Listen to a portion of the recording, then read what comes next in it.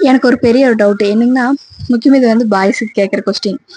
இப்போ பொண்ணுங்களுக்கு மட்டும் சொல்லுவாங்கல்ல, அவ அமைதியாயிட்டானா, அவ பேசலன்னா, அந்த வீடு அமைதியாயிரும். அவளோட காதல் ஸ்டாப் ஆயிரும்.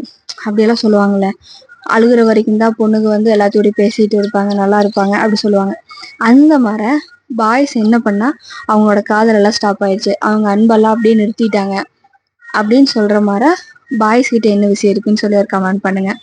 பொண்ணுங்களுக்கு இவ்வளோ நிறைய கவிதை எழுதுறாங்க. அவ இப்படி இப்படி அப்படியெல்லாம் சொல்றாங்கல்ல. அந்த மாதிரி பாய்ஸ்க்கு என்னன்னு நீங்க என்னெல்லாம் பண்ணியிருக்கீங்க அப்படின்னு சொல்லி ஒரு கமெண்ட் பண்ணுங்க. சொல்லப்போனா முதல்ல மேரேஜ் முன்னாடி மேரேஜ் ஆனதுக்கப்புறம் நிறைய சண்டை வரும். அப்போல்லாம் நான் அழுதுட்டு இருப்பேன் மேரேஜ் ஆன ஸ்டார்டிங்கில். இப்போல்லாம் அந்த அழுகையெல்லாம் வரதில்ல, நிறைய சண்டை போடுறேன் தான். அப்போ சொல்ல போனால் ஸ்ட்ராங் ஆகிட்டுமோ இவ்வளோதான் அப்படிங்கிறது தெரிஞ்சுக்கிட்டோமா அப்படி எனக்கு தெரியல. ஆனால் எல்லாமே கொஞ்சம் தைரியமாக ஃபேஸ் பண்ணுற மாதிரி தான் இருக்குது. அது மாதிரி பாய்ஸ்க்கு என்னன்னு சொல்லி ஒரு கமெண்ட் பண்ணுங்க.